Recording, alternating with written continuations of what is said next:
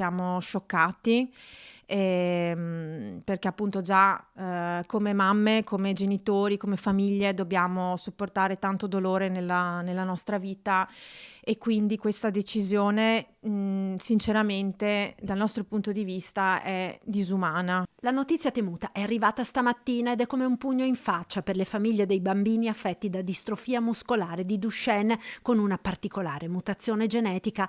EMA, l'Agenzia Europea del Farmaco, ha dato parere negativo e Translarna, l'unico medicinale al momento a disposizione per rallentare l'evoluzione della malattia, verrà ritirato dal mercato. In queste settimane vi abbiamo raccontato la battaglia delle famiglie di questi bimbi. Tra loro c'è anche Leonardo, 6 anni, di Mogliano. La mamma, Elena Semenzato, pensa con angoscia alle prospettive che ora si aprono per il futuro di suo figlio. La prospettiva che ci avevano dato i medici è che con questo farmaco lui potesse camminare quasi fino alla maggiore età, invece adesso, se verrà tolto, la malattia ricomincerà a galoppare, quindi come possiamo sentirci? Cioè, che ci viene tolta l'unica speranza che avevamo. La chat delle mamme è piena di messaggi di disperazione e rabbia. Il farmaco non rappresenta una cura della malattia, ma, come confermato da molti medici che seguono i bimbi, ne rallenta il progredire. Noi come possiamo accettare una sentenza così in silenzio? Cioè, dobbiamo perlomeno farci sentire come genitori,